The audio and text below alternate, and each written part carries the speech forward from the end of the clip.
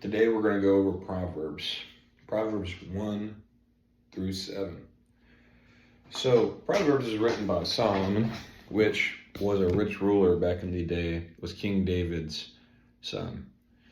King Solomon wrote a lot of wisdom and a lot of parables and a lot of things to become wealthy and to think right in your mind and gain wisdom. He was one of the first trillionaires to ever exist, and so that's why this is called Trillionaire advice, because this is all advice coming from King Solomon.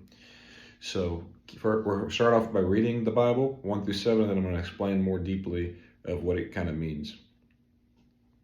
So the Proverbs of Solomon, son of David, king of Israel, for gaining wisdom and instruction, for understanding words of insight, for receiving instruction in prudent behavior, doing what is right and just and fair, for giving prudence to those who are simple, knowledge and discretion to the young. Let the wise listen and add to their learning, and let the discerning get guidance, for understanding proverbs and parables, the saying and riddles of the wise.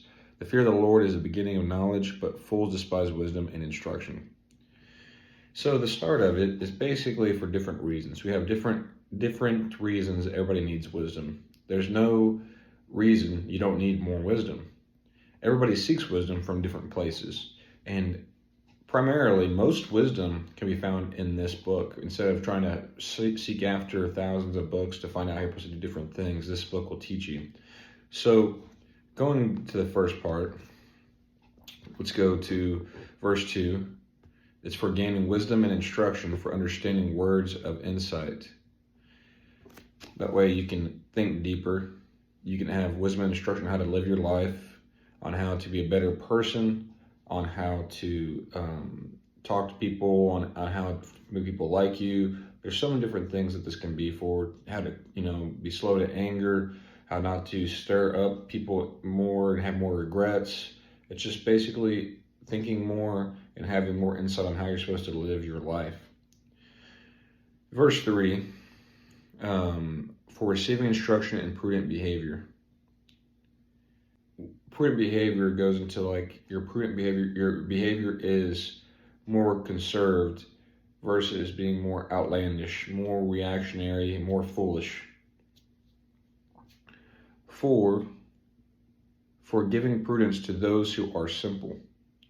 So for those who are simple, you're taking yourself in again. You're being more conservative. For the simple person, you're gaining knowledge that would not normally be attainable without a lot of frustration, prayer, and just basically running off cliffs, because at this point, this knowledge does not come easily. And Solomon he was the man that asked God for wisdom. Out of everything else, they said, you didn't ask for riches, you didn't ask for fame, you asked for wisdom to lead your people. And that's what caused him to write this book and all of his wisdom. He's supposed to be the most wise man that ever existed on the planet, even till this day, of course, other than Jesus himself. The reason I think Solomon actually requested this wisdom was because he was taking over for his father David. He was also the younger brother. His father just got into a big dispute / battle against his older son, and he ended up having to, one of his men had to kill his older son because his son was trying to take the kingdom from them.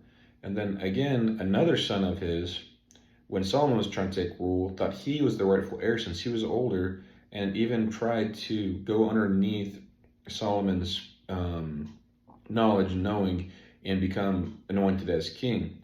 And then David had to give him the options. Said, son, right now they're banished, but if they come and do this to you again, you're going to have to kill them. That way they don't attack, they don't come after you. And to have all this weight and have all this power and to not know what to do with it and not to know what the right decisions are for your people, I feel like that's a lot of weight to hold and a lot of responsibility to bear. And I believe that Solomon made these decisions to ask for the wisdom. That way he could actually do the right things and be the rightful judge, which will lead us into our next verses. And so, okay, before it goes, for giving prudence to those who are simple, knowledge and discretion to the young. So like I said, knowledge and discretion to the young. That's because we don't have that much of experience as young people. We don't have the experience of talking too much in a situation and being looked at as a fool, and understanding people's cues of how they look at us in those regards. And we don't have the same experiences maybe where we blew our tempers, and then a lot of issues happened or things like that, or if we chose aggression over peace, and then a lot of bad things happened. But Solomon does, and Solomon did, and Solomon had a lot of insight on, and he's giving it all to us as a gift. Let the wise listen to add to their learning. So that just goes to show that no matter where you are in your steps, if you're a fool, if you're wise, if you're simple and you don't have much of either yet, you're just kind of a lack of knowledge at this point, and you need more experience to gain it. This book is for everyone, every single person in that regard. And then for understanding proverbs and parables, the saying and riddles of the wise. And so then that just goes into saying to understand deeply, more so the understanding of the wise. So basically it's breaking down what the wise meant, especially back in those times, and to try to show you what those are. The fear of the Lord is the beginning of knowledge, but fools despise wisdom and instruction. So this goes into what we're going to talk a lot about in this.